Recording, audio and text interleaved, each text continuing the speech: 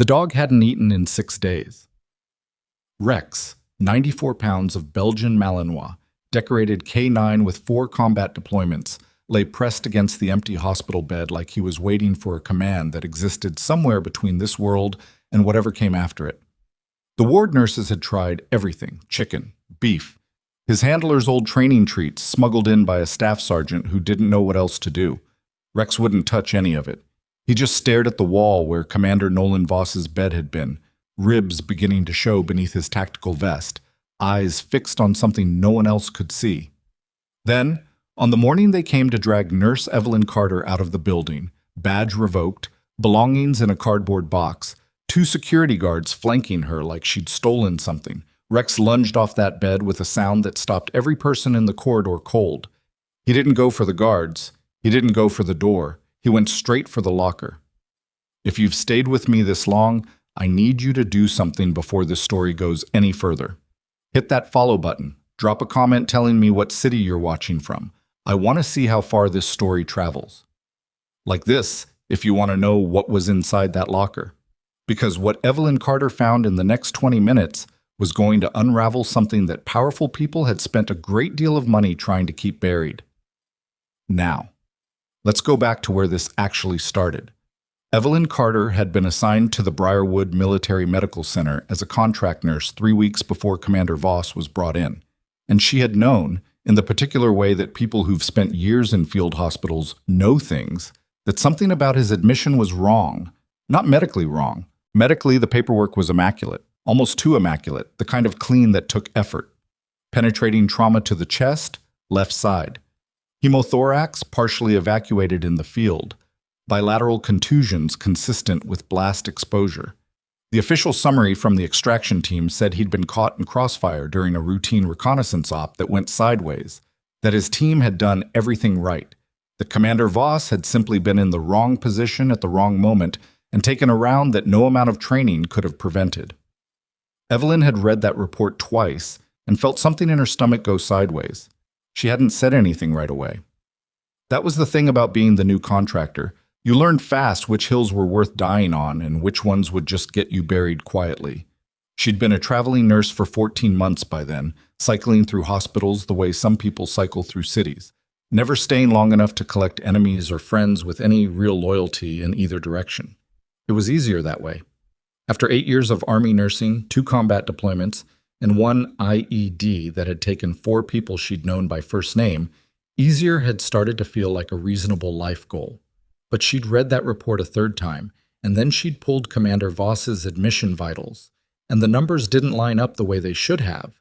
The wound pattern was inconsistent with the stated distance of engagement.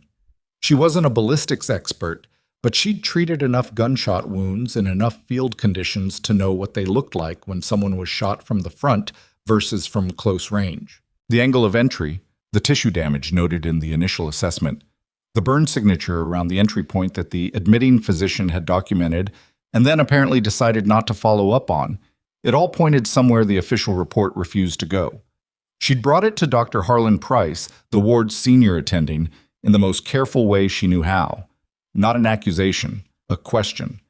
These notes seem inconsistent. Is there a secondary assessment I'm missing? Price had looked at her the way men in his position tended to look at contract nurses who asked questions that weren't in their job description. It was a look that managed to be simultaneously bored and hostile, like she was a minor inconvenience he'd been forced to acknowledge. "You're here to manage post-op recovery protocols," he said. "Not to second-guess trauma assessments made by physicians with 23 years of military medicine." "I understand that. I'm just noting that, Miss Carter." He'd said it with a particular flatness that was meant to remind her of the miss, of the distinction between her and the doctor. "Commander Voss is deceased. His family has been notified. The investigation is closed.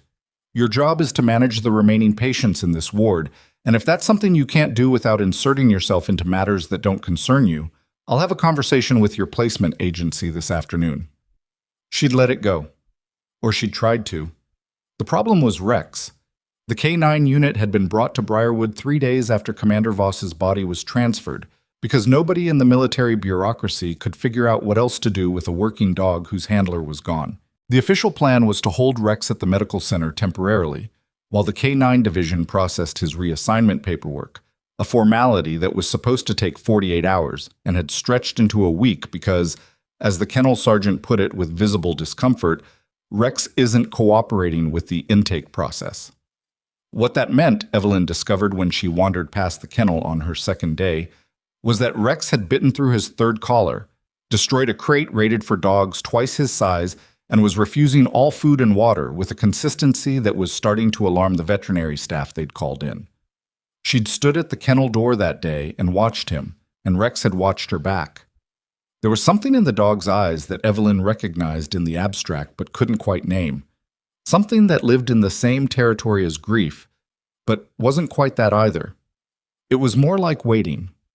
The sustained physical attention of a trained animal who believed the person he was waiting for was still coming, and who would continue to believe it with his entire body until something proved him otherwise. "How long has he been like this?" she'd asked the kennel tech. "Since they brought him in." The tech, a young specialist named Dobbins, who looked like he'd rather be anywhere else, shrugged with his shoulders and his whole face. "He'll drink a little water if we push it through, but food, nothing.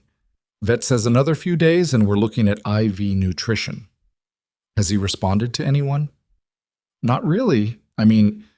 Dobbins paused, looking uncomfortable. "He's not aggressive, he just ignores everyone. Except he keeps looking toward the East Wing."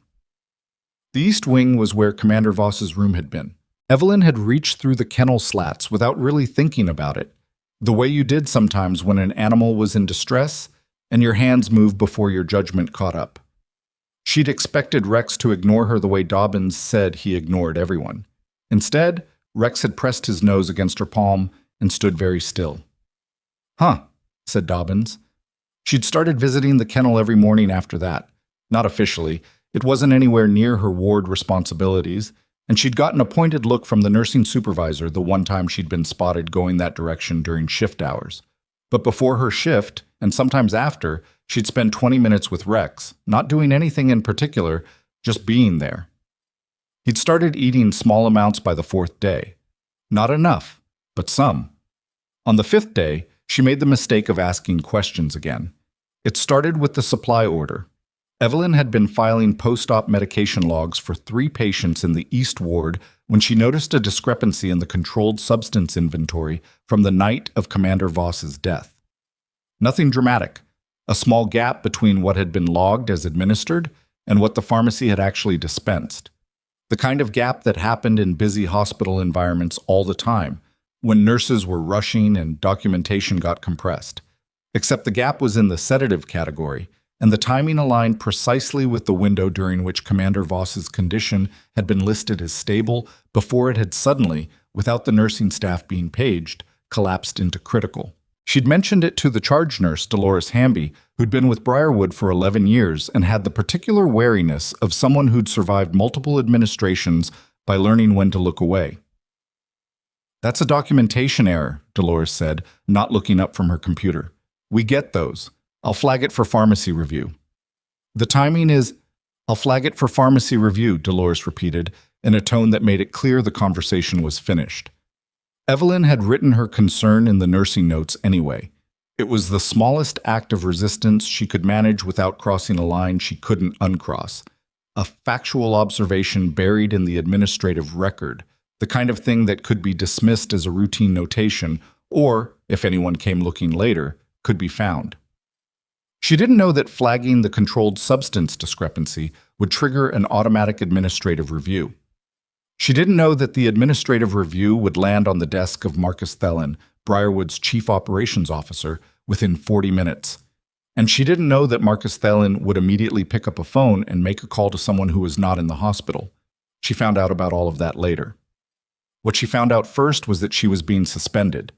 Thelen himself delivered the news, which told her something. COOs didn't personally handle contract nurse suspensions. They had 3 layers of administration for exactly that purpose. He came to the nursing station at 7:42 in the morning with his assistant and a man from hospital security, and he had the careful practiced pleasantness of someone who'd made a career of delivering bad news in ways that were legally defensible. "Miss Carter," he said, "we're going to need your badge." She'd stared at him for a moment. Excuse me? Effective immediately, your contract is being suspended pending an administrative review. You've been flagged for accessing patient records outside your assigned caseload and for making unauthorized notations in military-sensitive documentation. Those are nursing notes. That's my job. Those are documentation entries concerning a military patient whose records are under the jurisdiction of the armed services, and your contract does not include authority to make clinical observations about that case. He held out his hand for her badge with the patience of someone who had already decided how this was going to go. This isn't a termination, it's a suspension pending review. You can collect your personal belongings from the staff locker room, and my assistant will escort you out. Evelyn felt something hot move through her chest. Not surprise exactly, but the particular anger of someone who'd expected this and still somehow hoped to be wrong. The discrepancy I noted is real, she said. The pharmacy records will be reviewed by qualified personnel. Thelen's expression didn't change. Your badge, Miss Carter.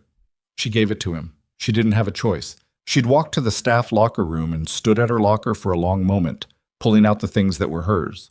A change of clothes, her personal stethoscope, a thermos, a photo she'd taped to the inside of the door of her sister's kids at the beach last summer. She put everything in the box the security escort had produced, and she thought about 8 years of Army service, about field hospitals in conditions that would have made Briarwood's sterile corridors look like a resort, about the 2 deployments and the commendations that were currently sitting in a folder in her apartment 20 minutes away. You're a nurse, not an investigator. She picked up the box. That was when the alarm went off. Not a medical alarm, a facility alert, the kind that meant something had breached containment somewhere in the building. The security escort looked at his radio, looked at Evelyn, and made the decision that whatever was happening was more important than watching her walk out the front door. Stay here, he said, and went. Evelyn stood in the locker room with her cardboard box and listened to the sound of running feet in the corridor outside, and then she heard something else, a sound she'd spent the past 5 days learning to distinguish from the general noise of the ward. Nails on linoleum. Fast. Rex came around the corner of the locker room at a dead run, trailing a snapped lead that someone had obviously clipped to him in a hurry without engaging the secondary lock. He skidded on the tile, found his footing, and stopped directly in front of Evelyn with an intensity that made her take an involuntary step backward. Then he turned around, looked back at the corridor, looked at her. Rex? Her voice came out steadier than she felt. How did you get out? He made a sound she hadn't heard from him before. Not a bark, not a whine, something lower and more urgent, the communication of an animal who'd been trained to operate without verbal commands when necessary and was now using every tool available to him. He turned toward the corridor again, took 2 steps, stopped, looked back. You want me to follow you, she said. It wasn't really a question. She'd worked with enough military dogs to know what a directional indication looked like. She set down the cardboard box. She knew, in a clear-eyed way, that following a K-9 through a hospital she'd just been suspended from was not a decision that was going to help her in any review process. She knew that the security escort would be back. She knew that whatever Rex was leading her toward was something that the people who'd just taken her badge did not want her to find. She followed him anyway. Rex moved through the facility with the particular confidence of an animal who had memorized a route, which meant he'd been this way before, possibly multiple times, possibly while everyone assumed he was locked in his kennel going quietly catatonic. He didn't hesitate at corridor junctions. He took 2 turns and a stairwell, moving toward the east wing, and Evelyn kept up with him in the flat-footed, efficient way she'd learned to move through cramped field hospitals where running drew attention and walking with purpose got you everywhere. The east ward was technically cleared. Commander Voss's room had been stripped and sanitized, the bed reassigned to a new patient who hadn't yet arrived. The corridor was quiet in the specific way of hospital wings that had recently been made to feel normal again after something bad happened in them.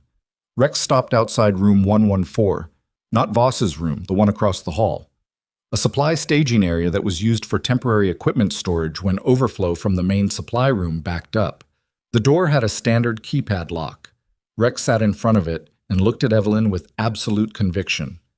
I don't have the code, she said.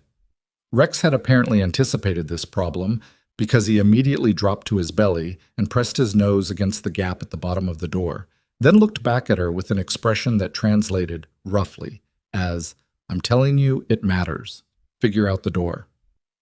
Evelyn stood there for a moment, running through options. Then she thought about the supply requisition she'd filed for the East Ward over the past 3 weeks, and she remembered that the staging room code was rotated on a monthly cycle, and that the current code had been included in the orientation packet that nobody had thought to retrieve from her when they took her badge. She still had the orientation packet on her phone. She pulled it up. She entered the code. The door opened. Whoa! The room was standard supply staging. Wire shelving units, boxes of PPE and sterile draping, a portable IV stand in the corner, fluorescent light that buzzed slightly when she hit the switch. Along the far wall, 6 personal storage lockers, the standard issue kind provided to long-term ward patients or station personnel to secure valuables during extended stays. Most of them had combination locks. One of them had a different kind of lock, a keyed military-issue padlock, the kind that came with personnel property bags from active duty assignments. Rex went to it without hesitation and sat. His tail moved once, twice, not happy exactly, but something. Yes, here. Evelyn approached the locker slowly. Up close she could see what she hadn't been able to see from across the room. The frame of the locker, along the left edge of the door, had fresh scratches in the paint, not the casual scratches of regular use. These were deeper, more deliberate, clustered around the gap between the door and the frame in the pattern of an animal that had been trying repeatedly to pry something open with a paw. Rex had been here before, possibly many times. She examined the padlock. Military issue meant it was keyed to a specific tag number, and she didn't have the key, and there was no clean way to... Rex nudged her hand. She looked down. He was pushing something toward her with his nose, a small item he'd apparently been carrying in his mouth this whole time, which she hadn't noticed because she'd been focused on following him. She picked it up. A key. Small, military-tagged, attached to a piece of olive drab paracord. It had been tied to Rex's tactical vest, she realized, hidden in the webbing somewhere in the folds where a casual inspection wouldn't find it. Commander Voss had put it there. Evelyn stood with the key in her hand for a moment and felt the particular weight of a situation that had become something she hadn't expected when she woke up that morning. Then she unlocked the padlock.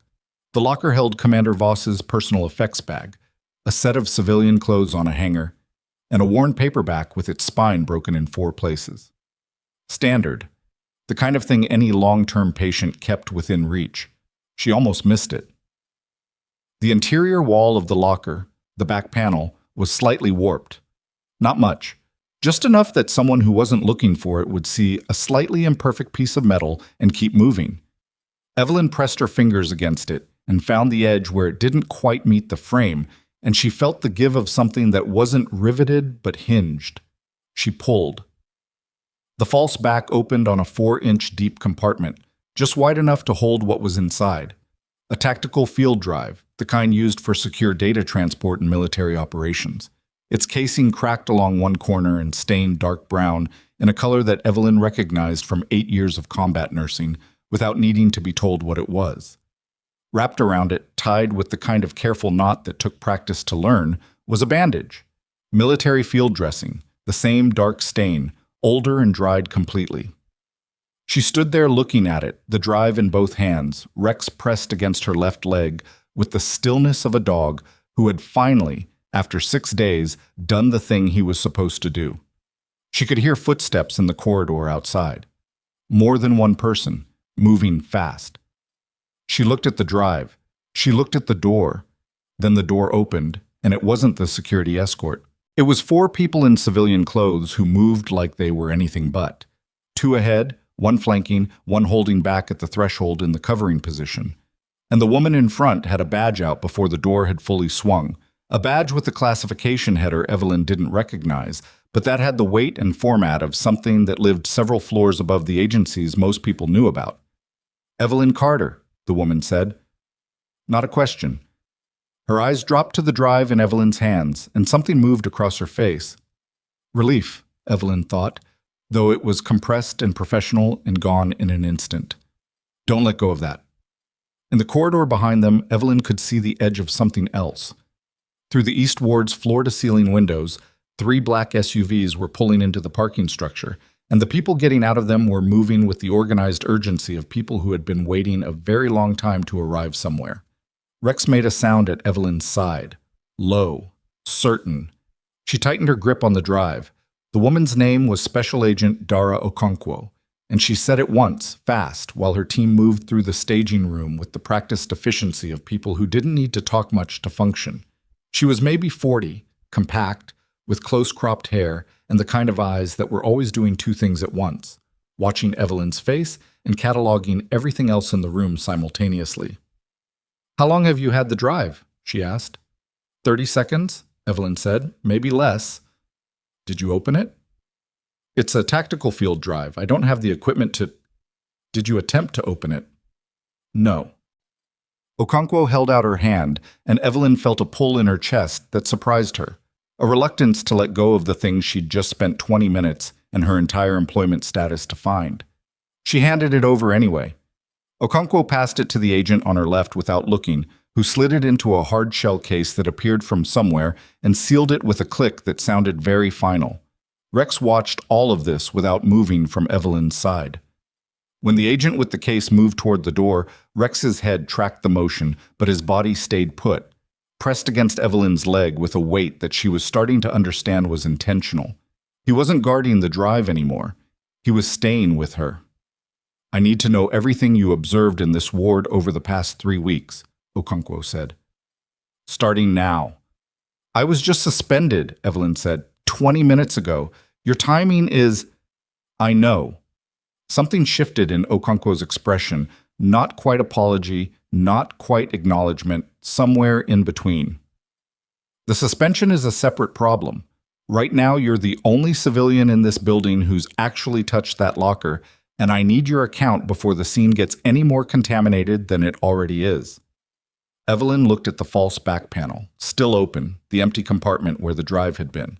She thought about Thelen's hand extended for her badge that morning, his assistant standing just behind him with a clipboard, the particular kind of smug administrative efficiency of someone who believed they had already won. "The controlled substance discrepancy," she said.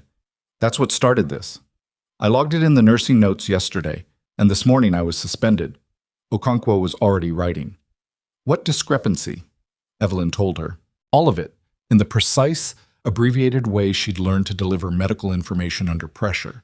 No hedging, no unnecessary softening, just the facts in the order they occurred.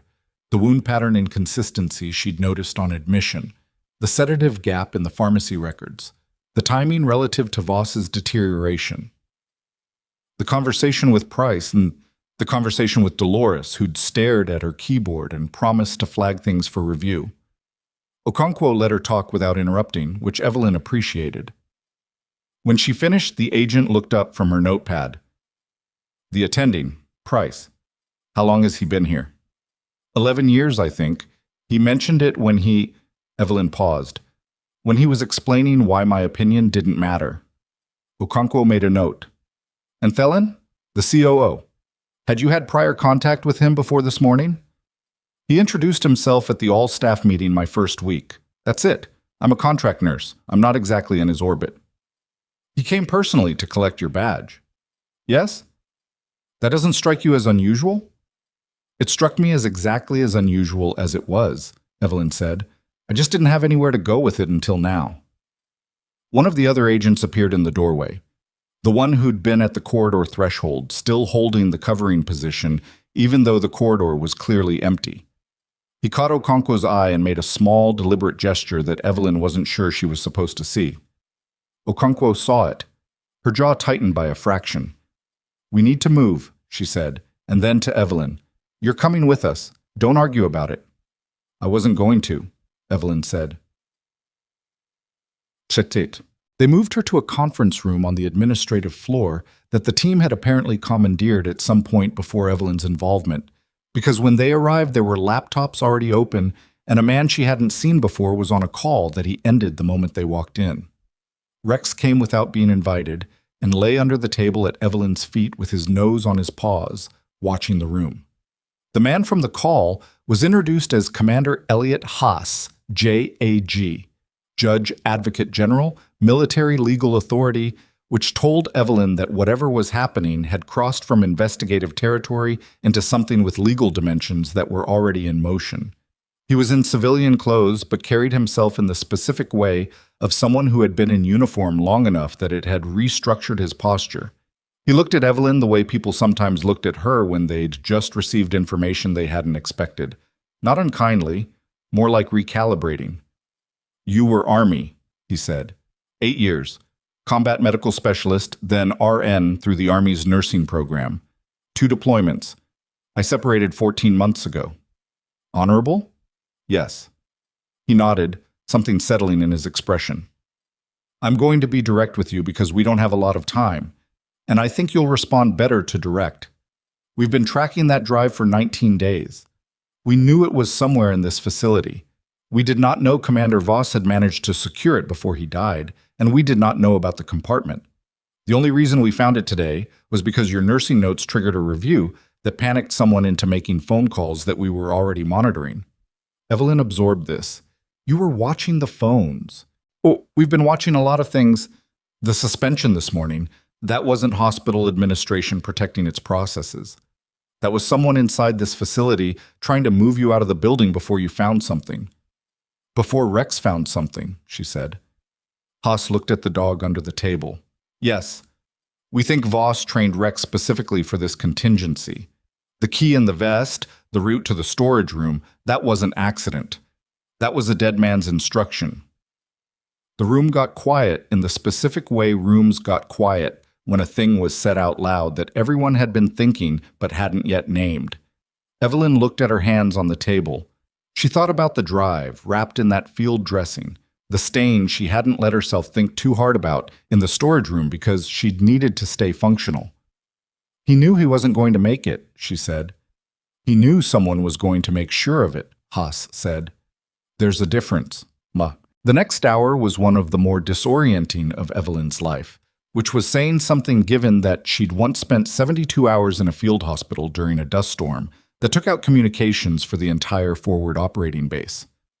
Okonkwo's team worked in the organized, low-noise way of people who did this regularly, pulling building access logs, cross-referencing pharmacy records with security footage timestamps, setting up in the corner of the conference room a portable forensic unit that the agent with the hard-shell case was now running the drive-through carefully, with gloved hands and equipment Evelyn didn't recognize.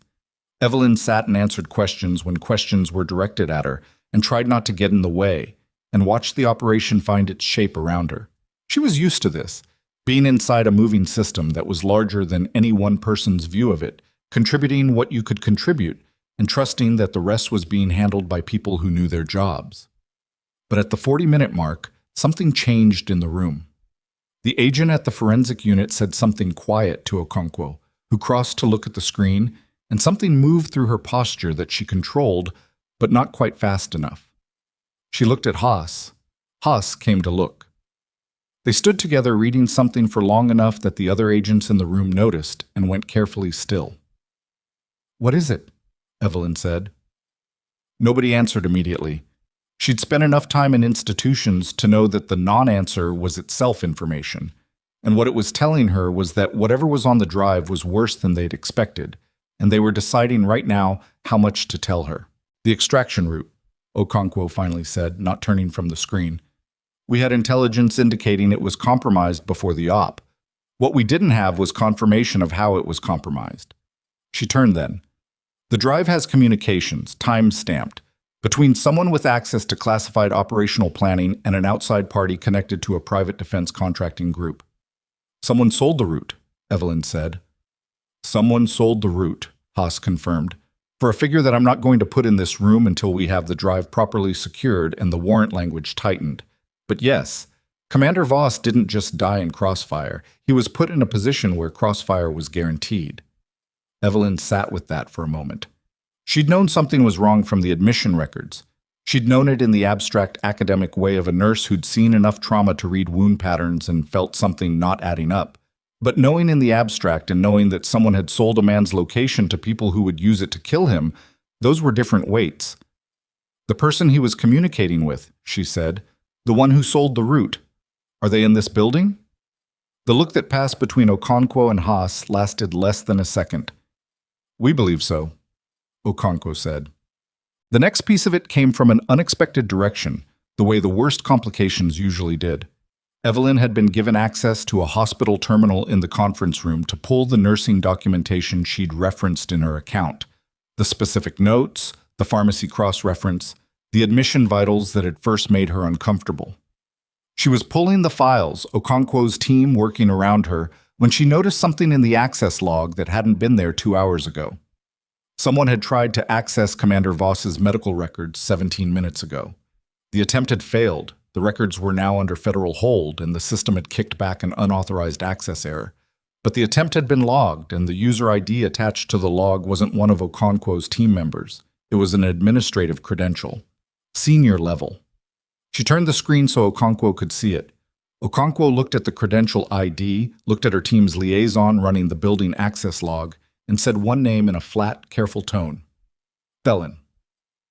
The liaison pulled the concurrent building access records. At the same timestamp as the failed medical record attempt, Marcus Thalen's keycard had logged him into the administrative server room on the 3rd floor. He's trying to access something, the liaison said. Secondary system. Looks like an archive. He typed fast. He's going for the security footage from the East Ward, the night of Voss's admission. Okonkwo was already moving for the door. Lock the archive now. Full hold. She pointed without stopping at the agent nearest Evelyn. Stay with her. And then she was gone, taking 2 of the team with her, moving with the quiet, urgent momentum of someone who'd just watched a trap close around the right person from the right direction. The conference room felt larger with fewer people in it. Evelyn looked at Rex, who had lifted his head at the sudden movement and was watching the door. She looked at the screen, at Thalen's credential blinking in the access log. She thought about him standing at the nursing station that morning with his hand out for her badge, the practiced pleasantness. The assistant with the clipboard. She thought about how calm he'd been, and whether that calm came from confidence that he'd already managed the situation, or whether it was the performance of a man who'd been managing things for long enough that the performance had become instinct. Her phone buzzed. She looked at it. A text from a number she didn't recognize, no name. Don't say anything about the medication variants until I call you. There are people in that building working against you. I can help. DH, Dolores Namba, the charge nurse who'd told her twice that she'd flagged the pharmacy discrepancy for review and then apparently done nothing with it. Evelyn stared at the text. Dolores, who had been at Briarwood for 11 years. Dolores, who had looked at her keyboard during that conversation in a way Evelyn had read as discomfort, but could now read as something else. Recognition, maybe. The recognition of someone who'd already seen something they wished they hadn't and had been carrying it in silence for longer than Evelyn had been in the building. She was about to show the text to the agent stationed with her when the fire alarm went off. Not a drill tone, the emergency evacuation signal, 3 sharp bursts followed by the automated voice directing personnel to their designated exits. The agent's radio crackened immediately, 2 voices at once. He pressed his earpiece and turned to Evelyn with an expression that was trying to stay professional and not quite getting there. That's not a fire, he said.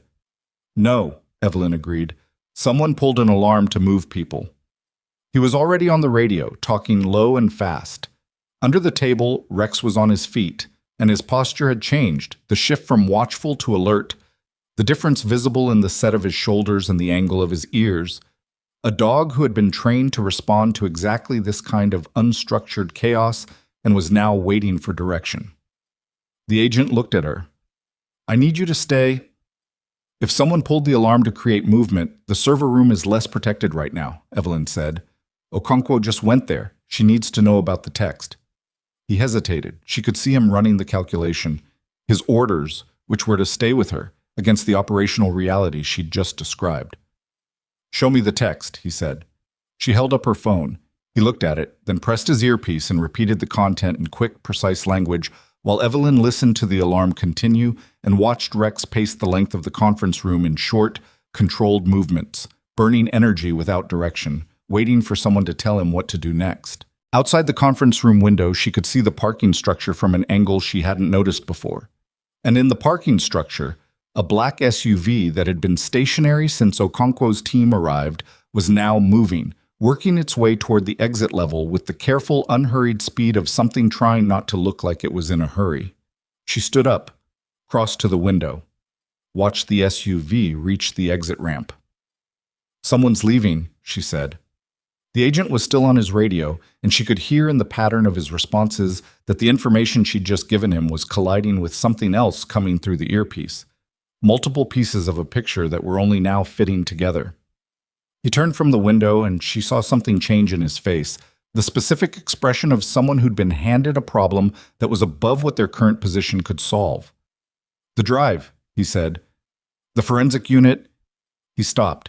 His hand went to the hard-shell case on the conference table. He unlatched it. The drive was there. Evelyn could see it. She let herself breathe for half a second. Then she saw what was underneath it, what was in the case that shouldn't be there, and the breath stopped. A small device. Metal. A status light that had, until approximately 60 seconds ago, when the alarm started pulling building power into emergency systems, been blinking green. It was blinking red now. The red light didn't pulse. It held steady, which was worse, because a pulse meant the device was still cycling through a process, still doing something that could potentially be interrupted. Steady meant it had already done what it was designed to do. "What is that?" Evelyn said.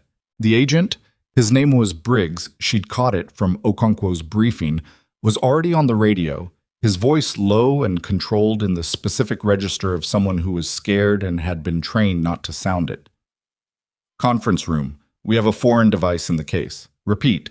Foreign device in the evidence case. Drive status unknown." The response from the other end was fast and not reassuring. Briggs listened, said "copy," and looked at the hard-shell case with the expression of a man who'd just been told to do something he didn't want to do. "I need to know if the drive is intact," he said, mostly to himself. "Don't touch the device," Evelyn said. "If it's a signal jammer, touching it completes the circuit. If it's something else—" She stopped. She didn't want to finish that sentence, and she could tell from Briggs's face that she didn't need to. He didn't touch it. He leaned close enough to look at the drive beneath it, checking the casing, the seals on the data port. "It looks intact. Physically. Whether it's been wiped remotely is a different question." "Yes." He straightened. "Yes, it is." The fire alarm was still going. Through the conference room wall, Evelyn could hear the sound of the building moving. Footsteps, voices, the specific organized shuffle of a facility evacuation that wasn't quite orderly enough to be a real drill, but not chaotic enough to be a genuine emergency. Someone had calibrated the alarm carefully. Enough disruption to move people, thin out the corridors, create cover. Not enough to trigger lockdown protocols that would have frozen building access and made escape impossible. This had been planned. Not this specifically, not a response to Okonkwo's team being here today, because nobody could have anticipated Evelyn finding the drive this morning, Rex escaping his kennel, all of it. But someone had a contingency. Someone had thought through what to do if the drive was ever found, and the contingency involved a device placed inside a forensic case in a conference room that, until 40 minutes ago, had been a standard hospital administrative space, which meant someone had been in this conference room after Okonkwo's team set up. "The device was placed after you arrived," Evelyn said. "Someone came in here while you were deploying." Briggs looked at her. Then he looked at the case, at the position of the device relative to the drive, and she watched him work through the same logic and arrive at the same destination with his jaw tight and his eyes doing the thing Okonkwo's eyes did, cataloging, processing, reassigning threat levels in real time. He got back on the radio. Okonkwo came back into the conference room 4 minutes later, and she was not the same as when she'd left. She'd been precise and controlled before, the kind of composed that came from training and repetition. Now she was precise and controlled and furious, and the fury was visible in the set of her shoulders and the way she looked at the device in the case like she was committing it to a list. "Server room was clear when we got there," she said. "Thalen's credential logged out 40 seconds before we arrived. We pulled security footage." She paused. The camera in the East Wing corridor was looped. Has been looped for the past 18 minutes. Someone with facility system access ran a recorded feed. The alarm, Briggs said, pulled from a station on the second floor. The station is in a blind spot between two cameras. Whoever did it knew the coverage map. She looked at Evelyn. The text from Hamby. I need to know exactly what it said. Evelyn showed her the phone. Okonkwo read it, and something in her expression shifted in a direction Evelyn couldn't quite read. Not skepticism, but something adjacent to it, the careful weighing of information from a source whose motivations weren't yet established. Dolores Hamby has been at this facility for 11 years, Okonkwo said. Our background on her is clean, no flags, but 11 years is a long time to see things and decide not to report them. She might not have understood what she was seeing, Evelyn said, not until I started asking questions and things started moving fast. Or she's been part of it and she's trying to position herself ahead of the collapse. Okonkwo handed back the phone. Don't respond to the text yet. I wasn't planning to. Okonkwo looked at her for a moment, a different kind of look than before, something more considered. Then she turned to the forensic agent, who had been working on the drive since the moment she came back, gloved hands moving with deliberate care, equipment producing data on a tablet screen that Evelyn couldn't read from her angle. Status? Okonkwo said. Drive is intact. The agent, Marsh, a woman with a technical stillness about her that suggested she could work through a building collapse without losing her count, said without looking up. The device in the case is a signal suppressor, not a wiper. It was blocking remote access, not initiating an erase. Someone wanted to prevent the drive from being transmitted, not destroy it. They wanted to take it, Briggs said, or take what's on it. Yes. Marsh looked up now, and her expression had something in it that resolved the texture of the room slightly. The data is intact, encrypted, but intact. And I'm starting to peel the first layer. How long? Okonkwo asked. The outer encryption is military standard. I have the protocols, 30 minutes, maybe less, for the accessible sectors. Work fast, Okonkwo said, which was not particularly useful advice, but Marsh nodded anyway because she understood it wasn't really advice. It was a statement about what the room needed to hear said aloud. Rex, still moving in his contained circuit of the conference room, stopped in front of Evelyn and pressed his head against her knee. It was the first time he'd done that.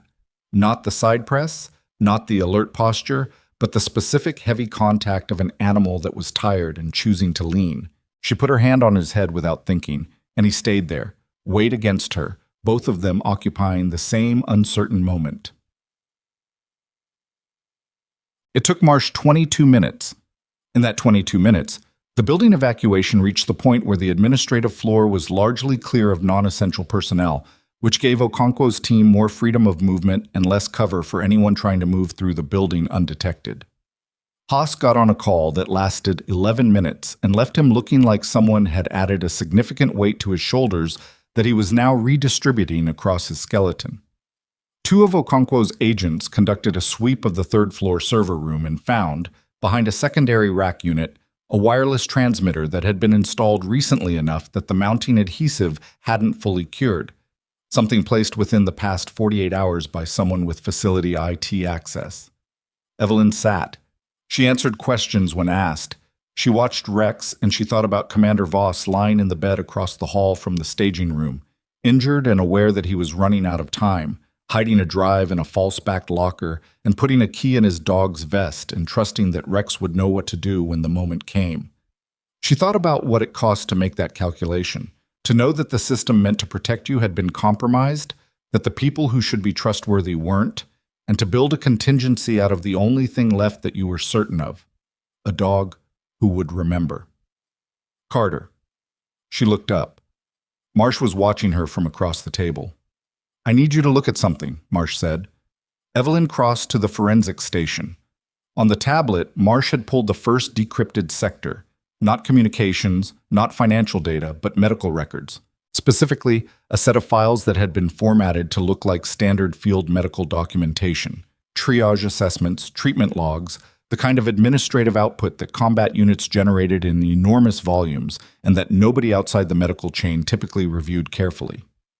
Embedded inside the formatting, visible only if you knew what you were looking at and knew how to look for it, was a second layer of data, not encrypted in the conventional sense, encoded in the structure of the documentation itself, in the specific sequencing of medications listed, the timestamps, the patient identifiers that weren't quite standard and would read as clerical error to anyone not familiar with the specific protocol Evelyn had learned during her second deployment. She stared at it for a moment. "This is field medical notation," she said, "from the Army's emergency communication protocol, for use when secure comms are compromised." She looked at Marsh. Voss embedded data in fake medical records using a protocol that only Army medical personnel would recognize. Marsh's expression didn't change much, but something sharpened in it. "Can you read it?" "I can read the structure." Evelyn pulled the tablet toward her slightly and looked at the sequence. Her hands were not quite steady. She felt the unsteadiness in her wrists and made a conscious effort to rest the tablet on the table so it wouldn't show. "He used a modified version. I need a minute." She took the minute. She read the sequence 3 times, translating the embedded pattern into its underlying content, the way she'd been trained to do in a context that now felt both very distant and very immediate. When she looked up, Okonkwo was standing at her shoulder. "He named someone," Evelyn said, "inside the facility, not in the communications on the drive. He put this separately, in the encoded layer, so that if the communications were found and the obvious data was accessed, this part would still require someone with the right background to read." She set the tablet down. He didn't know who he could trust in the military chain, so he documented it in a format that could only be decoded by someone like him, a medic, a field nurse, someone from that world. Okonkwo was very still. Who did he name? Evelyn looked back at the tablet. The name Voss had encoded in the modified emergency communication protocol, cross-referenced with 2 specific dates and a file designation that corresponded to the classified operational planning period before his final mission, was Dr. Harlan Price. The arrest order for Price took 11 minutes to come through from Haas's contact, and in that 11 minutes, Dr. Harlan Price, who had continued to move through the hospital's partial evacuation with the unhurried professionalism of a senior attending managing a disrupted shift, reached the physician's parking garage. Evelyn wasn't in the corridor when it happened. She was still in the conference room, Briggs keeping her there with slightly more insistence than before, the room now the nexus point of a situation that was moving faster than any single person could track in its entirety. She heard it on the radio, terse communications from the 2 agents Okonkwo had redirected to the parking level, a vehicle, a brief escalation. Then Okonkwo's voice, flat and certain. "We have him." What Evelyn heard in the conference room in the subsequent minutes was edited by distance and the one-sided nature of radio communications, but the shape of it came through. Price had not gone quietly. He'd attempted to use his keycard on a service exit that had already been locked by Haas's authority. He'd argued. He'd invoked his credentials, his years of service, his relationship with the facility's board, the legal complications of detaining a physician without the proper chain of notification. He'd said, "You have no idea what you're dealing with," in the specific way of someone who had convinced themselves they were still the most powerful person in any room they entered. He wasn't in a room anymore. He was in a parking garage with 2 federal agents and the full weight of what was on that drive bearing down on everything he'd built over 23 years. Evelyn sat in the conference room and felt something settle in her chest that wasn't satisfaction. Not quite. It was closer to the feeling of a long-held breath being released, the physiological relief of a body that had been braced for impact finally getting the signal to stand down. Rex lifted his head from her knee and looked toward the door. Then the complication arrived. The complication was Dolores Hamby, which was both surprising and not. She appeared in the conference room doorway, with Briggs 1 step behind her, and she looked like someone who had been moving very fast and had just stopped, the specific post-exertion look of someone whose legs had caught up with her head. She was still in her nursing uniform, her ID badge slightly askew, and she was holding her phone with both hands in a grip that was more about having something to hold than actually using it. "I texted her," Dolores said to Evelyn, ignoring everyone else in the room with the tunnel vision of someone who'd made a decision and was committed to it. "I texted you because I didn't know who else—" She stopped, looked at the room, took it in. The agents, the forensic equipment, the federal authority of it, and recalibrated visibly. I should have come forward earlier, I know that. Tell me what you know, Okonkwo said from across the room. Dolores looked at her, looked at Evelyn. Shemston seemed to make another decision. I saw Price in the East Wing the night Voss died. Not unusual, he was the attending, but the timestamp on his badge access was after the nursing staff had documented Voss's condition as stable. He went in. He was in there for 14 minutes. When the code was called, Price was the first responder, and he ran the resuscitation. She swallowed.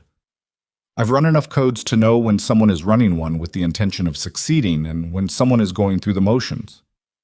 Why didn't you report it? Briggs asked from behind her. Because I wasn't certain. Because Price has been here longer than I have and has relationships that… She stopped again, and this time the stopping had a different quality. The quality of someone confronting a story they've told themselves until it wore smooth and is now looking at the original. Because I was afraid. That's the honest answer. I convinced myself I wasn't sure enough to say something, and the truth is I was sure enough, but I was afraid. The room held that for a moment.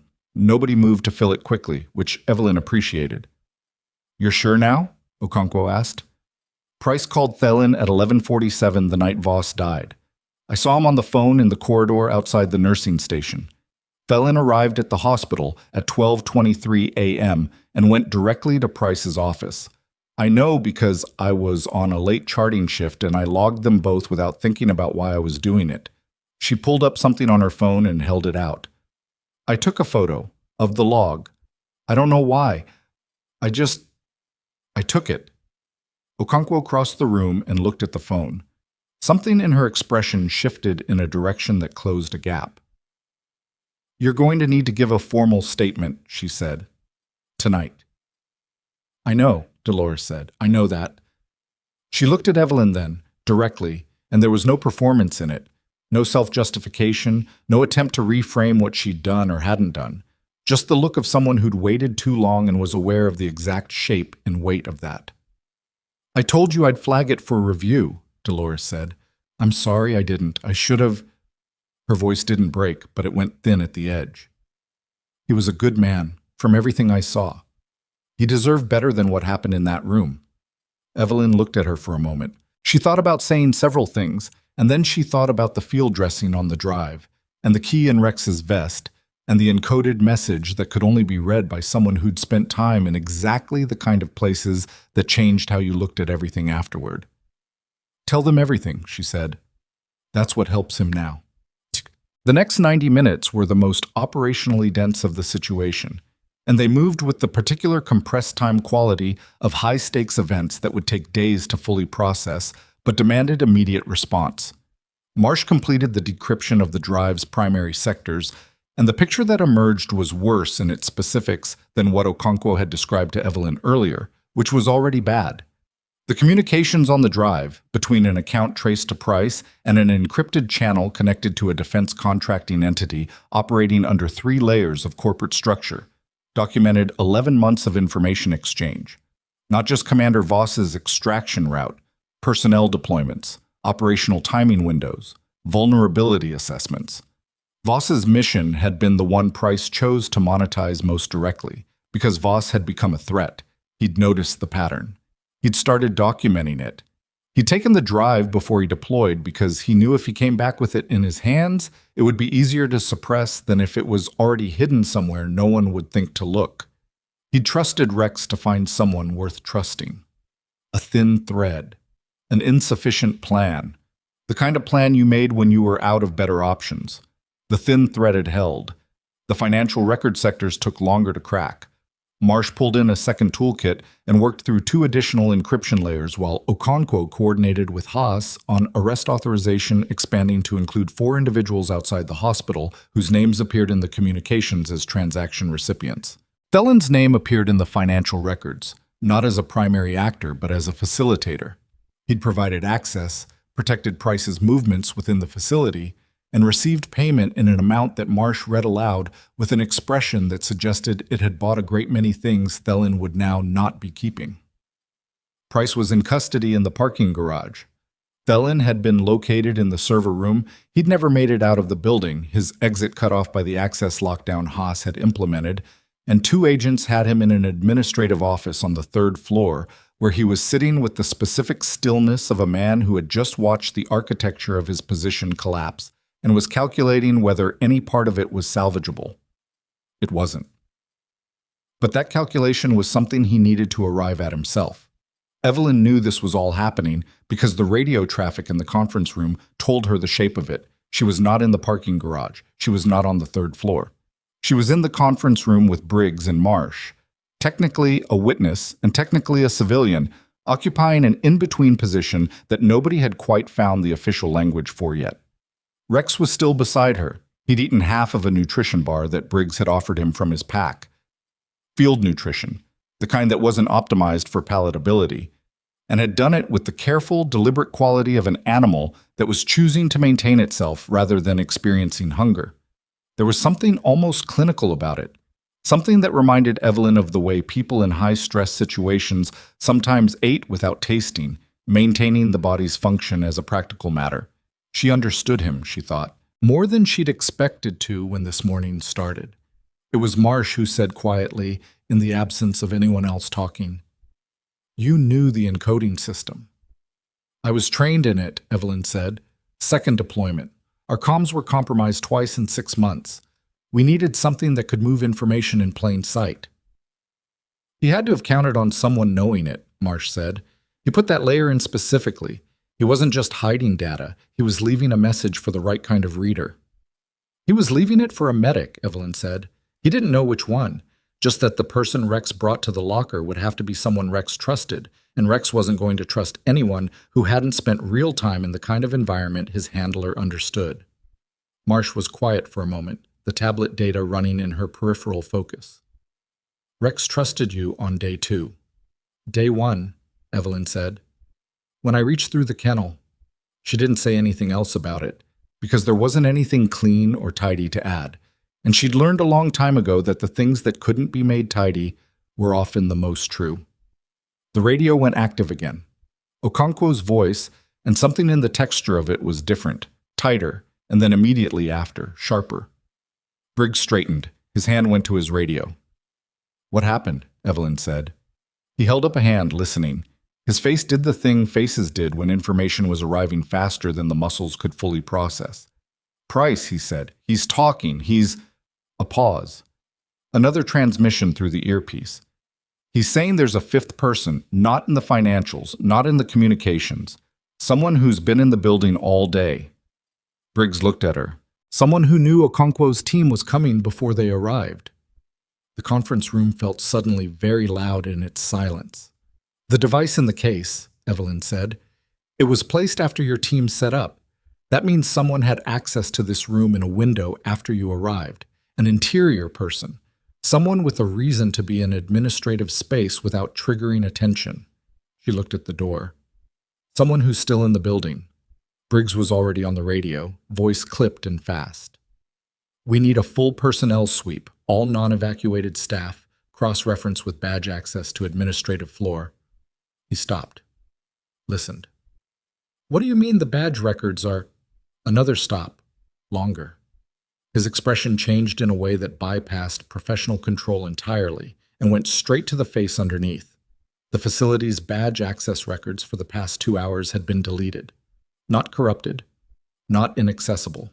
Deleted from a terminal that Haas's team was now attempting to locate, which meant someone had anticipated the exact nature of the forensic response, had waited for the moment when attention was concentrated on Price and Thelen and the drive, and had quietly, methodically removed the record of their own movements from the building's memory. The alarm had been the distraction. Price's parking garage attempt had been the distraction. Even Thelen in the server room had been, Evelyn realized now, a distraction, something to catch and process, something that looked like resolution, while the actual exit was being prepared somewhere else entirely. She looked at Rex. He was on his feet now, and his head was angled toward the door with the precise attention of a dog who was receiving information through senses that didn't need badge records or cameras. "Rex," Evelyn said, very quietly. He looked at her. Held it. Then he turned back to the door and made the low, certain sound she'd heard in the locker room. Not aggression, not alarm, but the communication of an animal telling you that what you were about to face was real and he was ready for it, and you needed to be too. The conference room door opened. The person standing in it was not Okonkwo. It was not Haas or Briggs's backup, or any of the personnel whose presence in that doorway would have meant the room was safe. It was a woman Evelyn recognized from the administrative floor, someone she'd seen twice in the hallways during her 3 weeks at Briarwood and had registered without cataloging, the way you registered background people in environments where most people were background. Mid-50s, institutional bearing, the kind of forgettable professional appearance that was, Evelyn now understood, not incidental. She was holding a phone, and she was looking at the hard-shell case on the table. "I need that," she said, with the calm of someone who had a reason to be calm that Evelyn couldn't yet see. Rex went rigid beside her, every muscle locked, training holding him at the edge of response, waiting for the command that would release him or the command to stand down. Both of them pointed at the same woman. Both of them understanding in their different ways that the situation in the doorway had just become the situation that everything else had been built to obscure. Briggs had his hand on his weapon. The woman looked at it, looked at Evelyn, and said, "You don't want to do that." And then Evelyn saw what the woman had in her other hand, the hand she'd been holding against her side, the hand that had been out of frame until she stepped fully through the door, and the room reconfigured itself entirely around what it contained. It was a detonator. Not a weapon in the conventional sense. No barrel, no trigger, nothing that required aim or proximity or the willingness to look someone in the eye while you used it. Just a handheld transmitter, the commercial kind that could be sourced through 6 different intermediaries and left no meaningful trace, with a green activation button under a safety cap that was currently flipped open.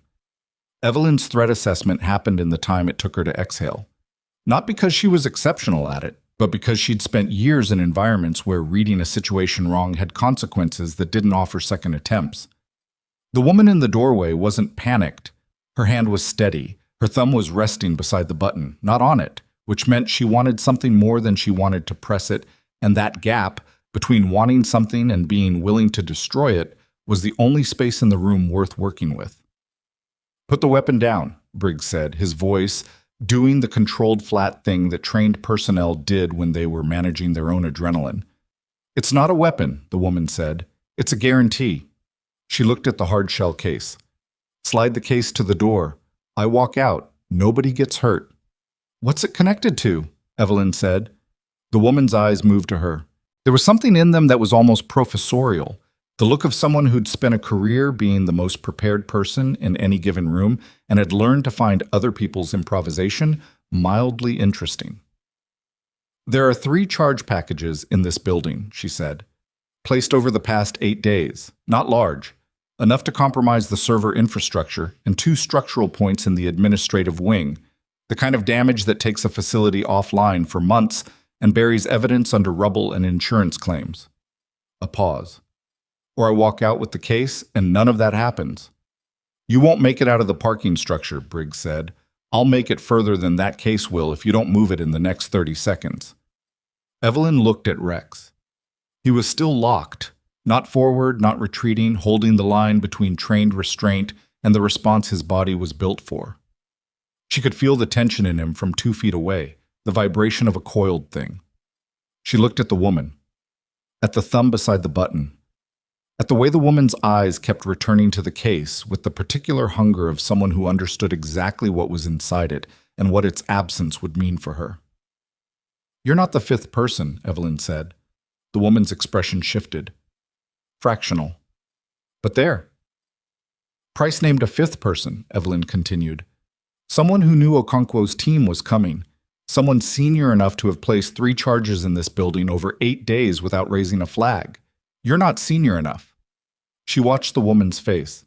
"You work for the 5th person, and right now you're the one standing in a doorway with a detonator while whoever sent you is already gone, or trying to be." The silence that followed had a particular texture, the texture of a calculation being run and finding unexpected variables. Briggs used it. Not much, 2 inches of lateral movement, weight redistributing. the micro-adjustment of a man whose training was telling him that the geometry of the room was about to matter. Evelyn saw it and understood it and did her own small thing. She shifted her left hand to Rex's vest, not gripping, just contact, her thumb finding the handle at his shoulder the way she'd learned the handle sat. 30 seconds is up, the woman said, but her thumb still wasn't on the button. You haven't pressed it, Evelyn said, because the drive is the only thing keeping you relevant to whoever you're working for. Without it, you have no leverage. And if you destroy this building, you're destroying the only reason they'd take you with them when they leave. The woman looked at her for a long moment. Tell us where the charges are, Evelyn said. That's the only offer that's actually on the table. Something moved through the woman's face.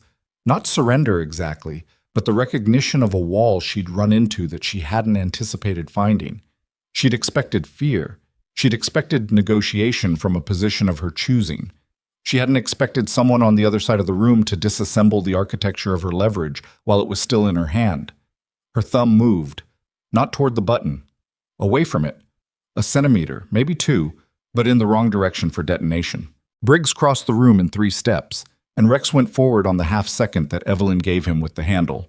And the woman didn't press the button because by the time the decision was fully formed in her nervous system, there were 2 separate forces arriving from 2 separate directions, and the transmitter was in Briggs's hands, and Rex had her wrist between his jaws with the measured, unerring grip of a dog who'd been trained to stop without destroying. She made a sound, pain and surprise in equal parts, and didn't fight it, which was the right decision. Rex held. Briggs got the transmitter. The safety cap snapped closed. The room settled into the aftershape of a thing that had almost gone differently. Where are the charges? Okonkwo said. She was in the doorway behind the woman. She'd come from the corridor, silent, arriving in the space of the last 30 seconds with 2 agents at her back. She'd heard enough. Her voice had the quality of something that was going to be asked once. The woman looked at the floor. At Rex, still holding her wrist with professional gentleness.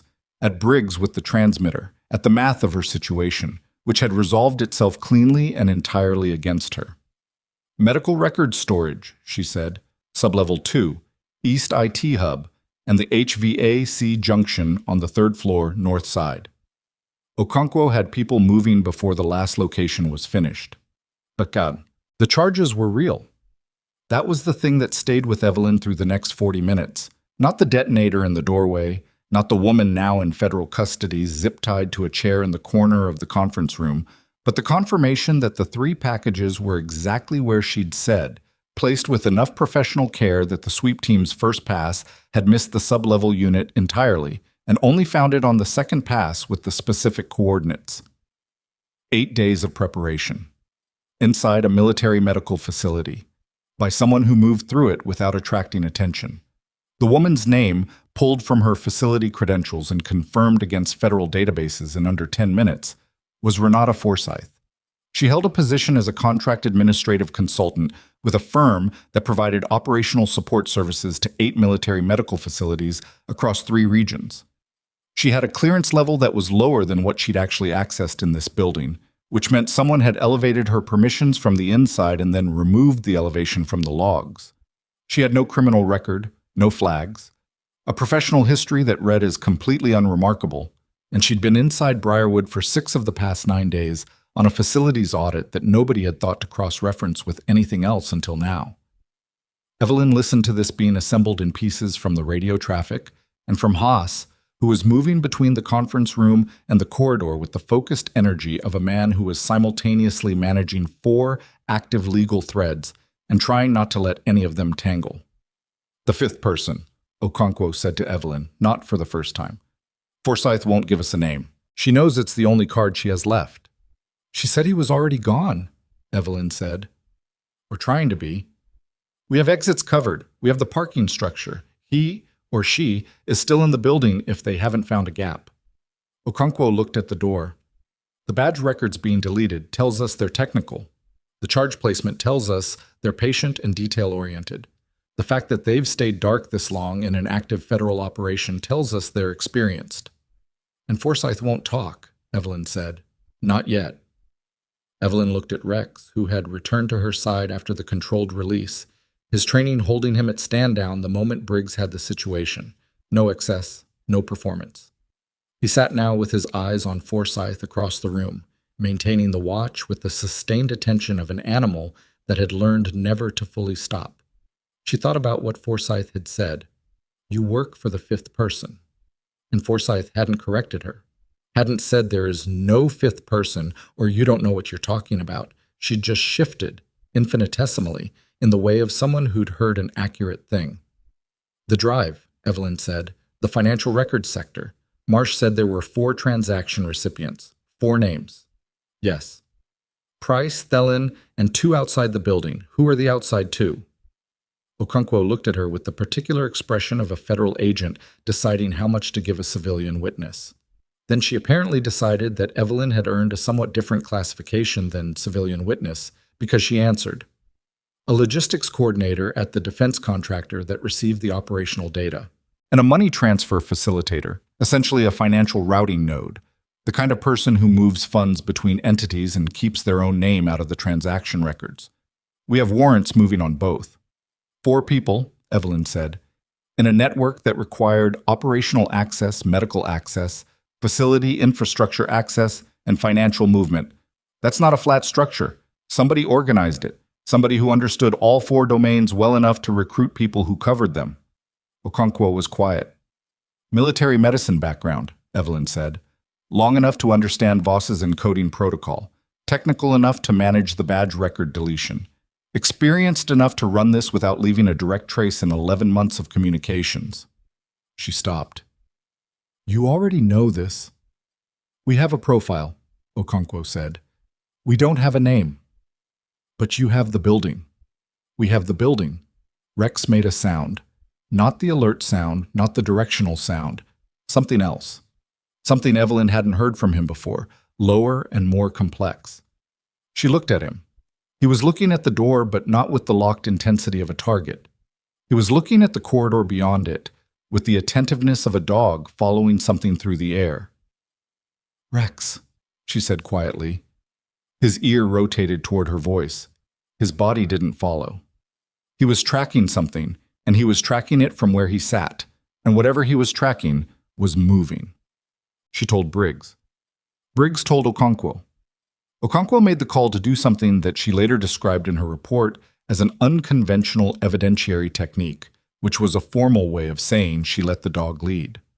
Rex moved through the administrative floor with the unhurried focus of an animal that wasn't following a command, but following information, nose low in the first corridor, then head up at the stairwell, then low again on the second floor landing in a pattern that told Evelyn he was working scent that had been laid down over time, not fresh.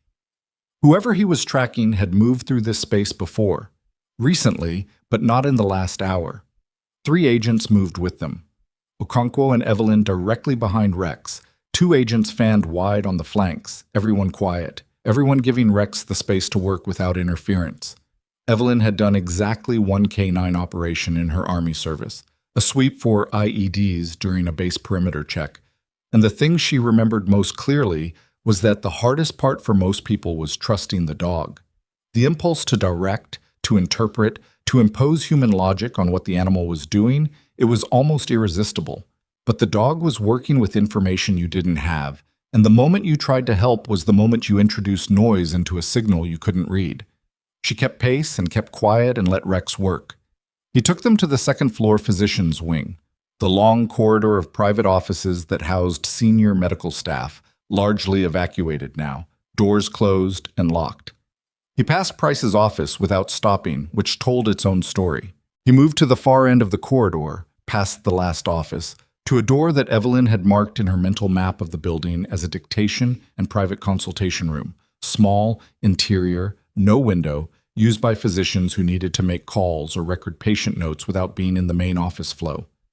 Rex sat in front of it, set, certain. Okonkwo gestured, 1 agent on the far side of the door, 1 covering the corridor. She moved to the handle, looked at Evelyn, and in the look was something that was both professional and human, the moment before a thing resolved, when the resolution could still go either way. She opened the door. The room was 9 feet by 11. A desk, a recording terminal, a single chair. A man standing at the far wall with his back to the door, which told Evelyn immediately that he'd heard them coming and had decided to face the wall rather than the door because he was still, even now, in the process of deciding something. He was in his 60s, gray at the temples, the kind of physical bearing that took decades to develop and looked like it cost something to maintain. He was in civilian clothes, but there was nothing civilian about the way he occupied the room. The stillness was military, the posture was military. The decision to stand rather than sit and face the wall rather than the door was military. The calculation of a man who'd spent enough time in command positions that his instinct, even at the end of everything, was to manage the staging of his own exposure. He turned around. Evelyn didn't recognize him. She would learn his name in the next 20 minutes, and the name would carry weight. Brigadier General Harrison Doyle, retired, currently a senior operational advisor to 3 defense contracting firms, one of which had a corporate relationship with the entity that had received Commander Voss's extracted operational data. She would learn that he'd served for 28 years, that he'd been decorated 4 times, that his retirement had been handled with the kind of quiet speed that in retrospect indicated something had been managed at the senior level. She would learn all of this later. Right now, she just looked at a man in a small room who had run out of building to disappear into and was now doing the thing people in his position sometimes did, looking for a version of the next moment that his mind could accept.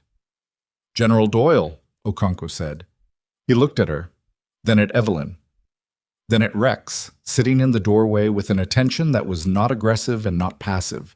The attention of a dog who had completed a mission and was maintaining position until stood down by someone authorized to do so. Doyle looked at the dog for a long moment. "Voss trained him for this," he said. Not a question.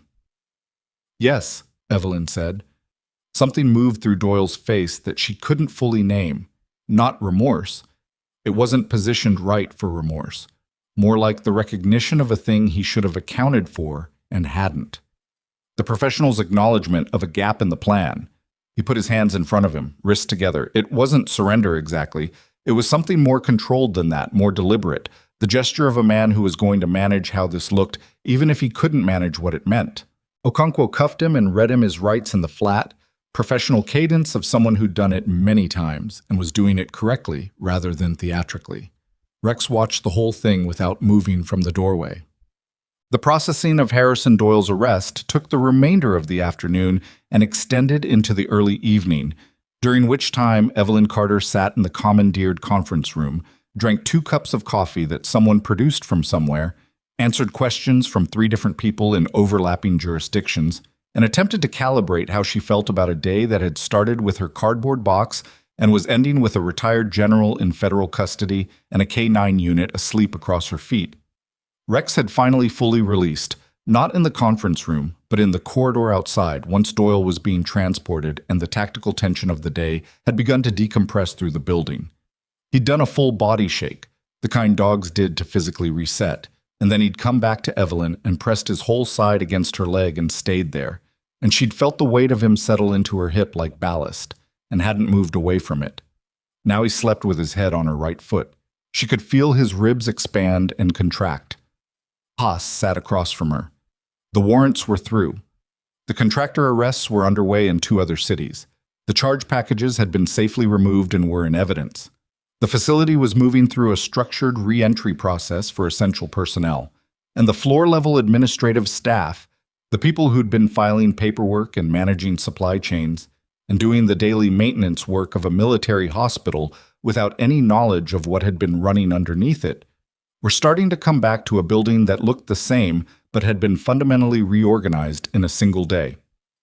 "Price has a lawyer," Haas said. "He's not talking. Felon is... cooperating is too strong a word. He's calculating, trying to identify how much he can give us that reduces his exposure."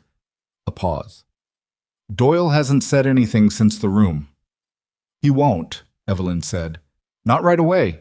Men like that spend the first period of custody reconstituting their position, figuring out what leverage they have and what they can trade. He'll talk eventually, but it'll be a transaction."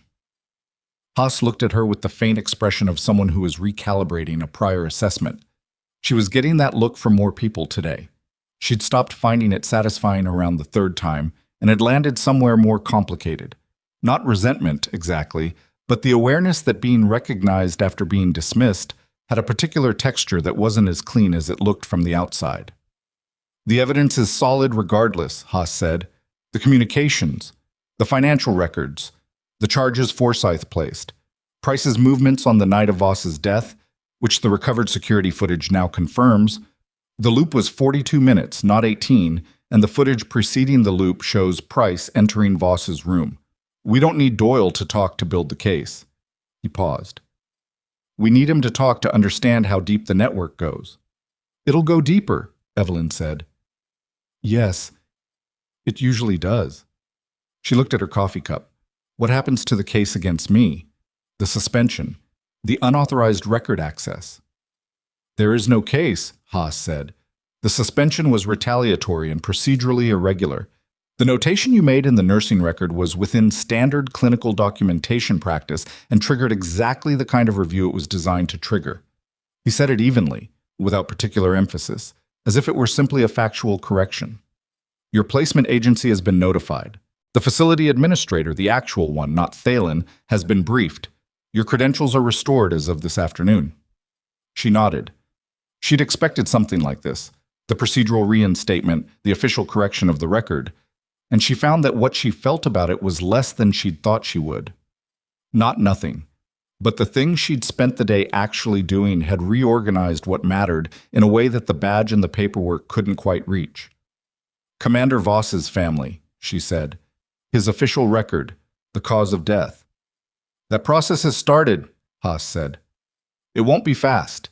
Military records correction it takes time, and there are review stages that can't be compressed. But the evidence is clear. His record will reflect what actually happened. The mission report will be corrected. His family will be formally notified. He stopped.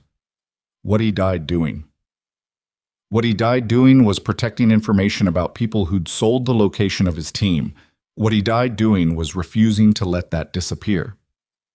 What he died doing, and this was the thing that Evelyn kept returning to and couldn't find a clean place to put it, was trusting a system that had already decided not to trust him, not the institution, but the idea underneath it.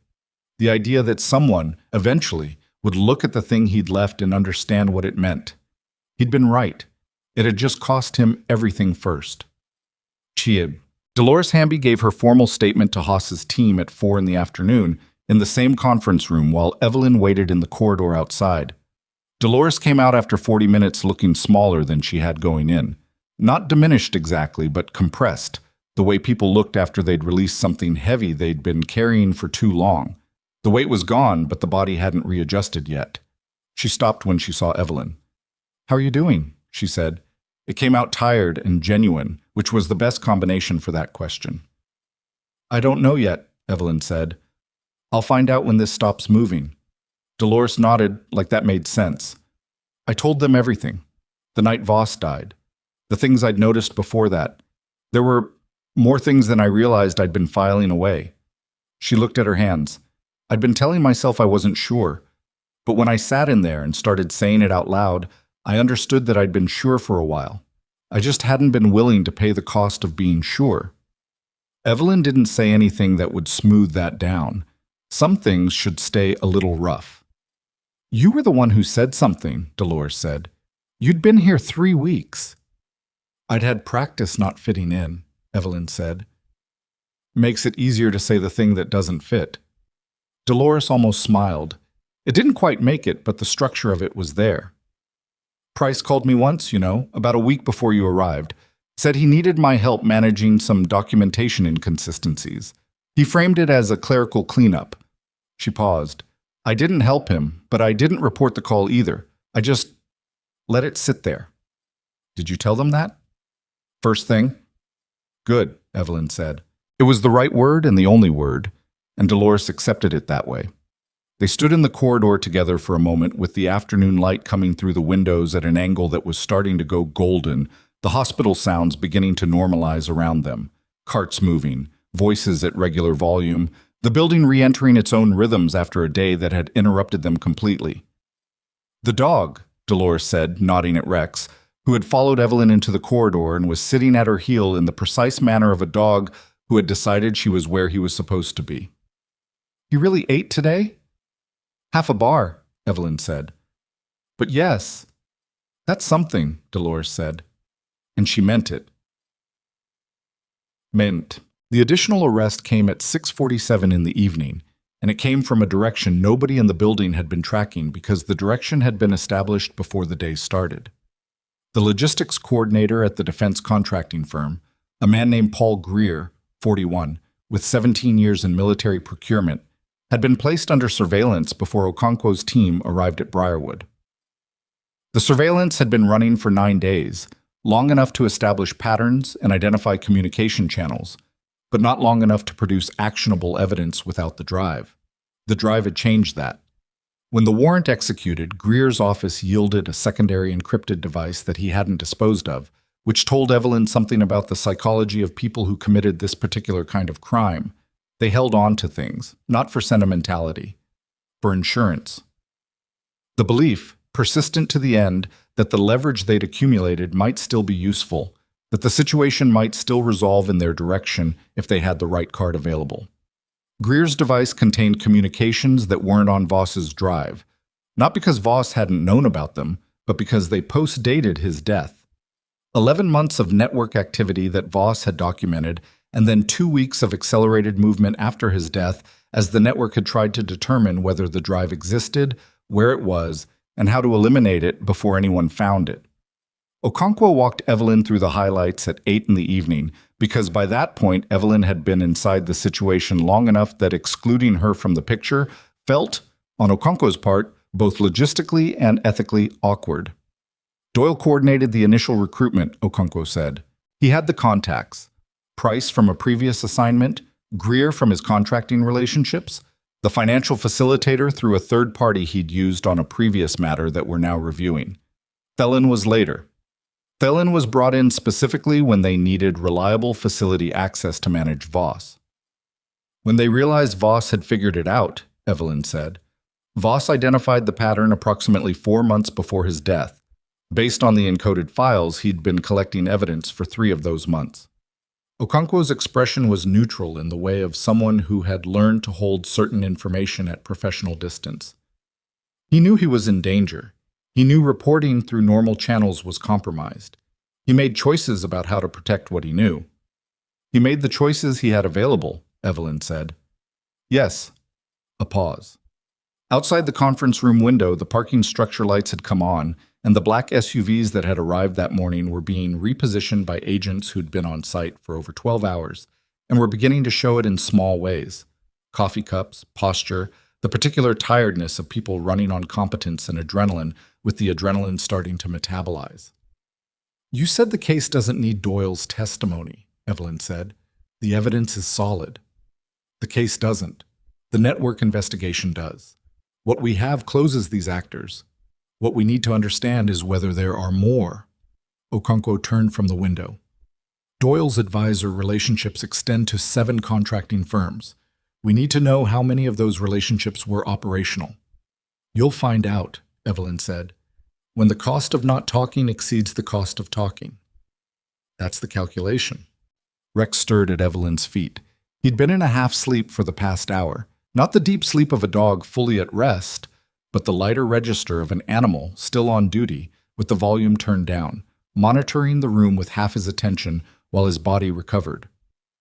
Now he raised his head, looked at the door, and the tip of his tail moved once. Okonkwo watched him do it. What's he responding to? Evelyn looked at the door. Nothing visible in the corridor glass panel. Then she listened, and through the administrative floor quiet, she could hear the specific sound of the elevator arriving on this floor. The tone, the doors, footsteps. More than 2 people. The door opened, and the man who came through it was in uniform. Not the civilian clothes that had characterized the day's operations, but actual military dress. And he was followed by 2 others in the same. He was in his mid-50s, the rank on his uniform above Okonkwo's pay grade, and he looked at the room with the eyes of someone who'd been briefed en route and was now seeing the thing in person for the first time. He looked at Evelyn specifically. It was a different look than she'd been getting all day. Not the recalibrating look, not the reassessment look. Something more direct. that arrived at its destination without the journey. "Nurse Carter," he said. "Yes. I'm Deputy Commander Whitfield, Joint Medical Command. I've been on the road since 11 this morning." He said it not as a complaint, but as context, establishing the distance he'd covered to be standing in this room. "I've read the operational summary. I need to hear it from you directly." A pause. "Starting with what you saw in the wound documentation when he was admitted." She looked at him. This was a different species of conversation than the day had offered so far. Not investigative, not legal, not the careful exchange of an agent managing a witness. This was someone in the chain of authority that should have caught what happened to Voss, sitting down to understand how it hadn't, with the particular weight of a person who was both demanding an account and receiving one that was going to cost something to hear. She told him. All of it, from the admission vitals, the wound pattern, the controlled substance gap. She was precise and she was complete, and she didn't soften the parts about Price dismissing her or Thalen taking her badge, because softening them would have been a kindness to a chain of command that hadn't earned one. Whitfield listened without interrupting. When she finished, he was quiet for a moment. "How long have you been on this ward?" he said. 3 weeks? Prior service? 8 years, 2 deployments. I separated 14 months ago. He nodded, the nod of a man who is integrating information and reaching a conclusion that he was going to sit with before he acted on it. "You're aware," he said, "that the facility suspended your contract this morning."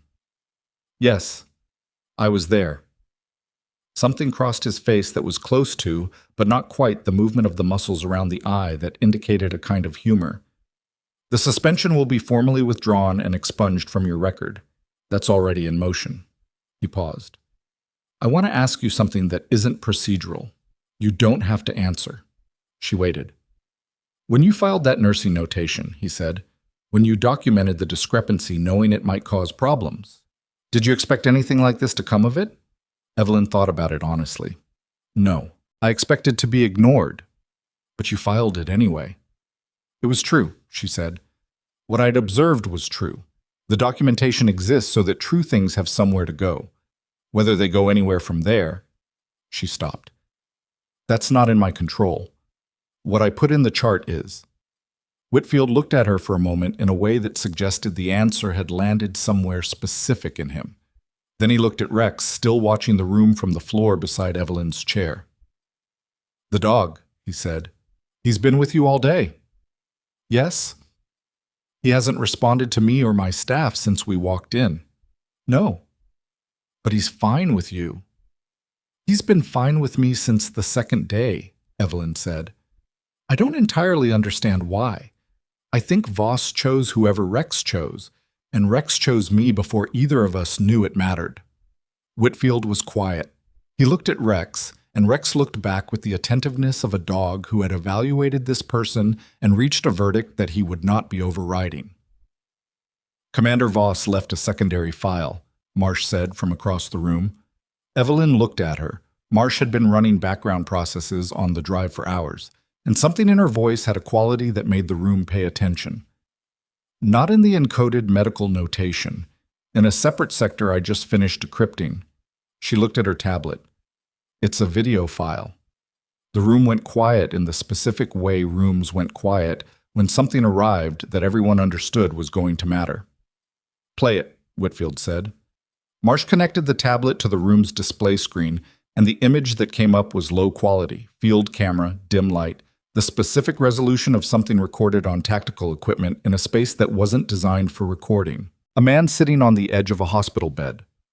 The same bed, Evelyn realized, in the same room, room 114's counterpart, or room 114 itself, recorded at night when the corridor outside was dark. He was injured. She could see it in the way he held his left side, the careful management of breath that she recognized clinically as someone with chest trauma maintaining function through controlled positioning. He was in a hospital gown, but his posture was the posture of a man who'd spent enough time in difficult environments that discomfort had become just another operating condition. He looked directly at the camera for a moment before he spoke, and in the look was something that had nothing to do with tactics or evidence or encoded files. He was checking himself, making sure he was as clear as he could be. Then he spoke. And the room around Evelyn disappeared in the specific way things disappeared when something became the only thing in it. He spoke for 4 minutes and 22 seconds. His voice was steady for most of it, and not steady at the end, and he didn't edit the not steady part, which told Evelyn something about the kind of person he'd been. He covered what he knew, what he documented, who he suspected and why, and what he'd put in the locker and how Rex was trained to find it. And then, at the end, he said something that nobody in the room had known to expect, something that explained, with the clarity of a man who'd had time to think and not enough time left to waste any of it, exactly what the final file on the drive contained, something he'd kept separate from everything else, something that wasn't evidence about Doyle or Price or the network or the money, something personal, addressed to a specific person, by name, that he'd recorded in the belief that whoever opened the locker would find a way to deliver it. The name he said was not Okonkwo's. It was not Haas's or Whitfield's or anyone in the chain of authority who'd spent the day closing in on the truth he'd worked so hard to leave behind. The name he said was Evelyn Carter's, and Evelyn sat very still while he said the rest of it. And Rex lifted his head from the floor and looked at her with the dark, quiet attention of a dog who had been waiting for exactly this moment since the 6th day of a vigil that had just, finally, reached its end. The room held its breath. On the screen, Commander Nolan Voss looked directly at the camera with the specific steadiness of a man who had decided exactly what he wanted to say and was going to say it regardless of the cost in breath or pain or whatever was left in him to spend. "If you're watching this," he said, "then Rex found the right person. And if Rex found the right person, then you're probably someone who's been told, recently and more than once, that you're not qualified to have an opinion about what happened here." Evelyn sat very still. In her peripheral vision, she was aware of Whitfield, of Okonkwo, of the agents who'd been moving through the room all day now, not moving. She didn't look at any of them. She watched the screen. "I don't know your name," Voss continued. "I couldn't. But I know Rex. And I know he doesn't give his attention to people who haven't earned it. And I know the kind of person who ends up in a military ward asking questions they were told not to ask is usually the kind of person who spent long enough in this world to understand what the questions mean." A pause, short, managed, the pause of a man monitoring his own breath. "So I'm going to tell you something I couldn't put in the evidence files, something that's not about Doyle or the network or the money." He shifted his weight slightly on the bed. His left hand moved to his side in the automatic way of someone managing pain that had become part of the landscape. "I was afraid," he said. "Not of dying. I'd made my peace with that being possible every time I deployed, same as anyone. I was afraid the thing I'd found would die with me, and nobody would ever know what it cost. The people who paid the cost. My team. The others." He stopped. "There were others. Before my mission. People whose deaths were written up as operational losses. Clean reports. Nobody asked the questions that would have made the reports look wrong." He looked at the camera, and the look had the directness of someone who understood that the person on the other end of the lens was going to have to carry this next part. "I need you to make sure they get looked at," he said. "The prior reports. Not just mine. If you've gotten this far, you have the people around you who have the authority to pull those records, and I need someone to ask them to do it. Not as part of my case, as its own thing. Those men and women deserve the same correction I'm asking for myself." A pause. "That's the first thing." He took a breath. The next part cost him something. She could see it in the set of his jaw, the slight compression around his eyes. "The second thing is personal, and I'm including it because I think the person who gets here will understand why I couldn't leave it out." He looked at the camera steadily. "My daughter's name is Maya. She's 9. Her mother and I, it's complicated. The way these things get complicated when you deploy too many times and apologize too many times and eventually run out of runway. But Maya knows who I am. I made sure of that. And when this is over and the record is corrected, somebody needs to make sure she knows that her father didn't fail his team. That's the version she grows up with, the true one." The room was very quiet. "Thank you," Voss said. "Whoever you are." Rex chose right. The video ended. The screen went dark and the room stayed with the darkness for a moment. Not because nobody had anything to do, but because some moments required the small courtesy of not being immediately filled. Evelyn became aware, gradually, that her hands were pressed flat against the table. She didn't remember putting them there. She lifted them, set them in her lap, and looked at the middle distance for a few seconds while the room around her resumed its breathing. "The prior reports," Whitfield said finally. His voice was different than it had been. Not softer, more weighted the way voices got when they were carrying something they hadn't been carrying before they walked into a room. "He's saying there were other compromised missions." "That's what he's saying," Okonkwo confirmed. "We pull them. All of them. The full range of Doyle's advisory tenure. Every operational loss report that touched a theater or contracting relationship connected to his network." Whitfield was already reaching for his phone. "That starts tonight." Evelyn looked at Marsh. "The video file. His daughter." "I heard," Marsh said, and there was something in her voice that was stripped down and honest, the professional surface briefly interrupted by the person underneath it. "We'll make sure family notification includes the full context of the record correction. Her mother, too, if she wants it." Okonkwo was looking at Evelyn. "The request he made. The prior reports. You understand that's going to add months to this investigation, possibly years." "I understand that," Evelyn said. "You'd be asked to provide your account again, multiple times through multiple review stages. As the person who decoded the medical notation, who recovered the drive, who was present for Doyle's apprehension. It won't be a clean close." "I know what long looks like," Evelyn said. "I spent 8 years in institutions where nothing closed cleanly. You do the work anyway." Okonkwo held her gaze for a moment. Then she nodded, once with the quality of someone who was setting something in the settled column. Rex put his chin on Evelyn's knee. She put her hand on his head and felt him exhale under her palm. The long exhale of a dog whose body was finally, at the end of a day that had asked everything of him, deciding to rest. The formal proceedings took the shape they always took, slow, detailed, governed by the kind of procedural architecture that existed not to impede resolution, but to make sure resolution meant what it was supposed to mean. Evelyn understood this.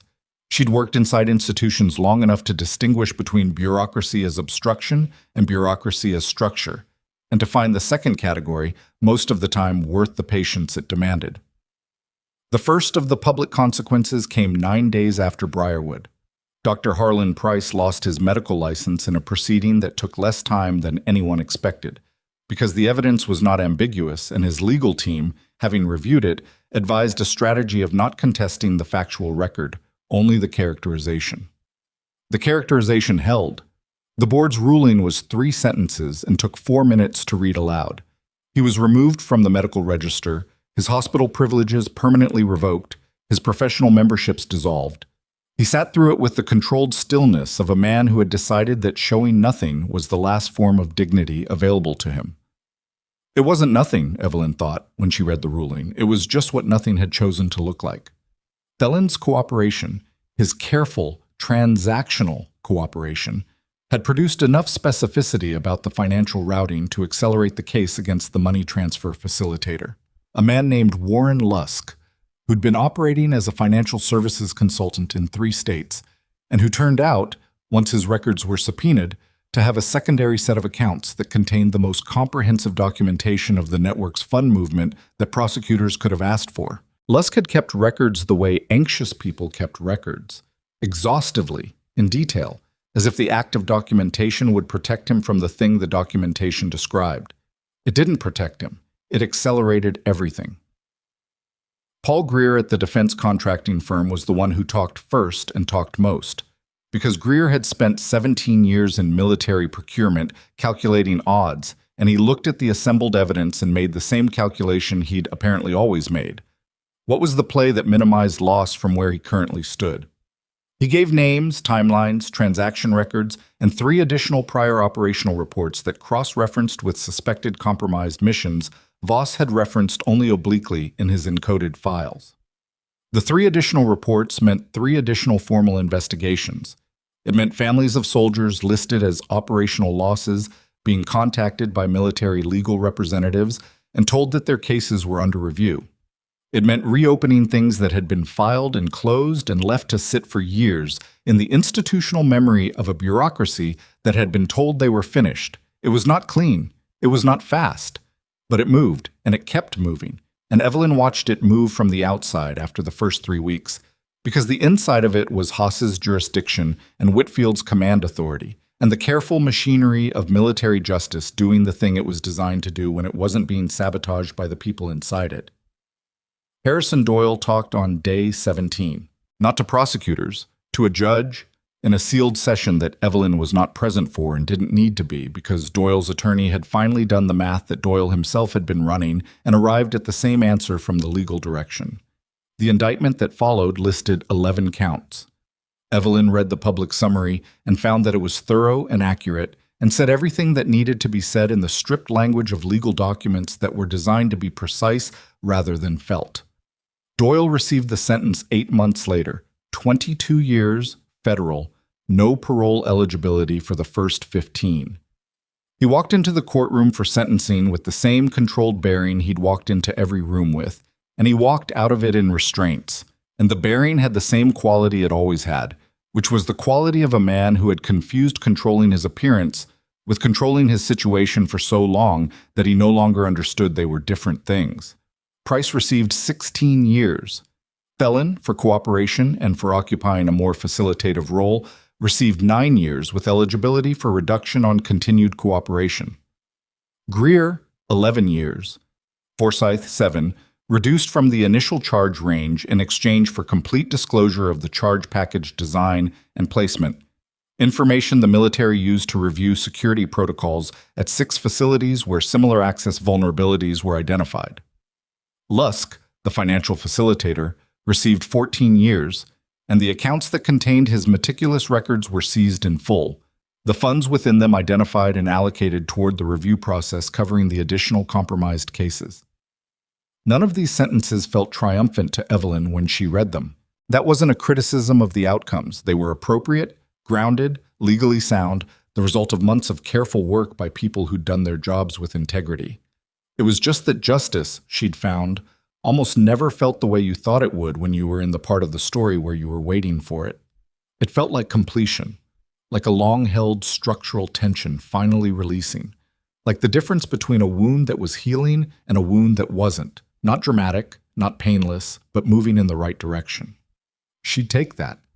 She'd learned to take that. Commander Voss's military record was formally corrected 4 months after Briarwood. The ceremony was small by design. Whitfield had asked Evelyn what she thought was appropriate, and she'd said small, real, no performance, and he'd taken that seriously, which she appreciated. It was held at the base attached to the SEAL unit that Voss had commanded, in a room that had windows looking out at the water. There were 14 people there, including 3 members of his team who'd flown in from separate assignments, his commanding officer, Whitfield, and Haas, Okonkwo, and 2 people Evelyn hadn't met before. A woman in her early 40s with the composed, cautious bearing of someone who had been told many things about her ex-husband in the last year and was still integrating them.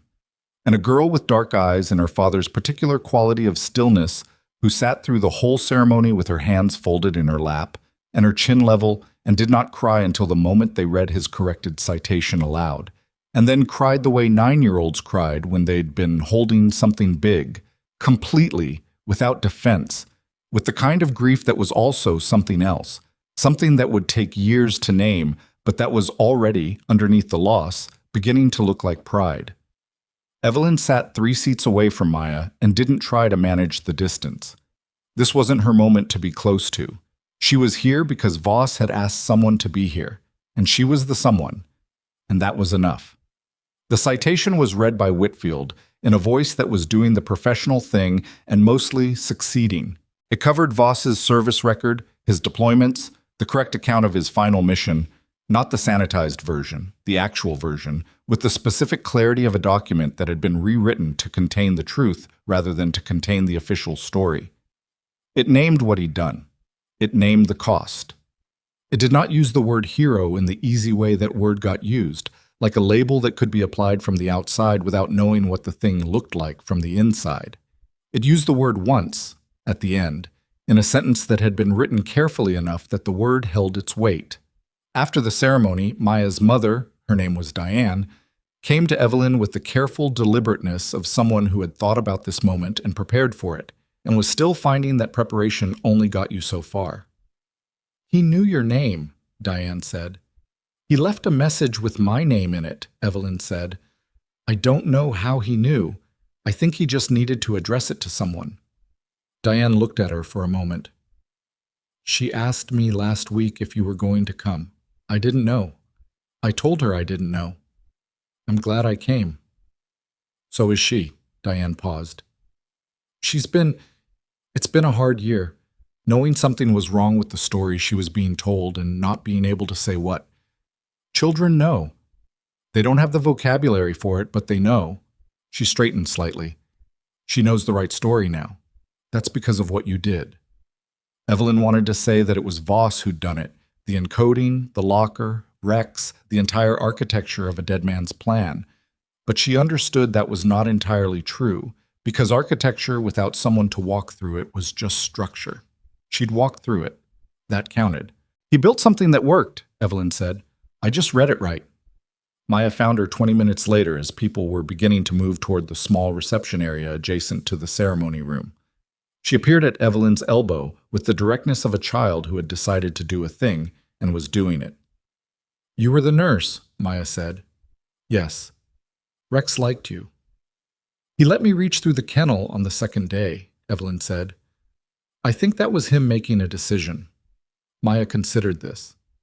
He's a good judge, she said, with the complete seriousness of a 9-year-old who has thought about this carefully and reached a considered conclusion. My dad always said so. Evelyn looked at her. At the composed, precise set of her, the eyes that were done crying for now and were back to taking in information with the particular attention of someone who was going to spend the rest of her life understanding what had happened this year and what it meant. He was right, Evelyn said. Maya nodded once.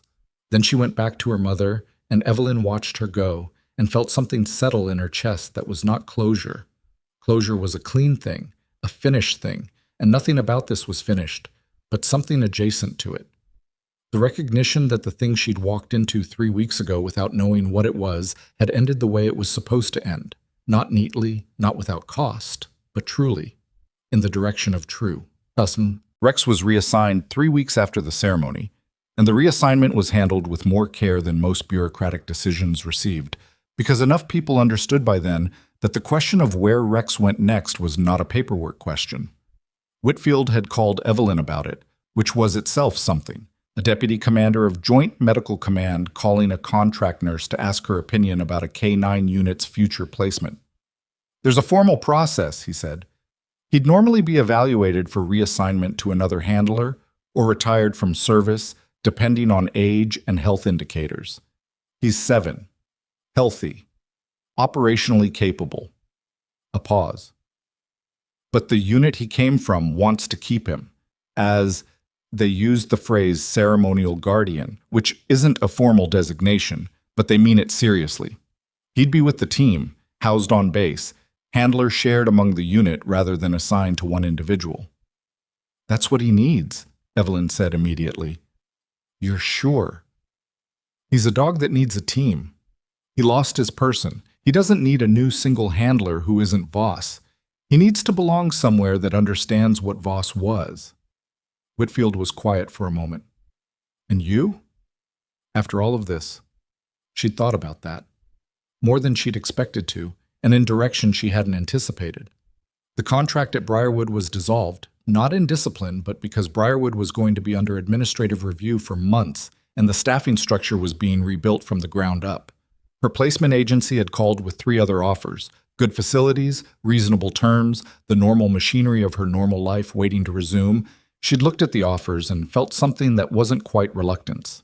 More like the awareness that the thing she'd been doing for 14 months, moving through facilities without accumulating anything, staying light enough to leave, had been a choice she'd made after the Army, and it had been the right choice then, and it was starting to be the wrong choice now, and she was going to have to figure out which direction the right choice pointed from here. I don't know yet, she told Whitfield. I'll figure it out.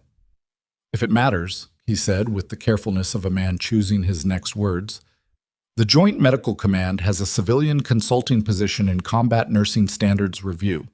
It's not in a hospital, it's policy and training design. looking at how military medical facilities handle documentation and protocol gaps before they become the kind of gap that existed at Briarwood. He stopped. Your name came up. Not from me. From Haas, first actually, and then two others.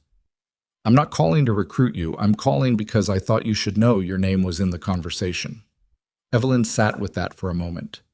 Who decides on Rex? She said. I do, with input. Then put him with the unit. That's the right call. And the consulting position? She looked out the window of her apartment, the same apartment she'd come back to after Briarwood, the same furniture, the same folder of commendations that she'd carried out of the army into a civilian life that had felt smaller than she'd expected it to feel. The photo of her sister's kids at the beach that she'd almost lost in a cardboard box 3 weeks ago was on the table where she'd put it when she got home. Send me the job description, she said. She went to see Rex one more time before the unit took him. It was early morning, the same time she'd always visited the kennel, the habit of 3 weeks strong enough to survive the weeks after. The base kennel was quieter than Briarwood's, larger, more settled, the easy efficiency of a facility that existed specifically for working animals and treated them accordingly. Rex was in the run when she arrived.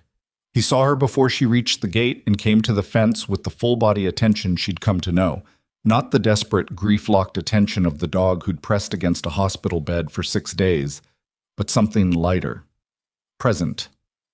The attention of an animal who'd done what he was supposed to do and was now living in the after of it.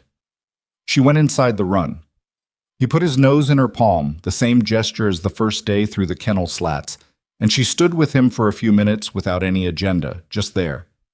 She'd been thinking about what Voss had said in the video.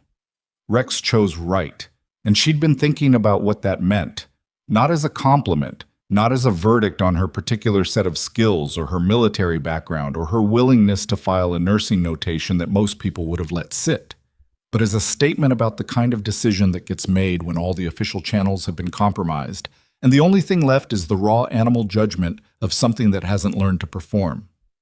Rex had looked at her on day 2 and decided she was worth trusting.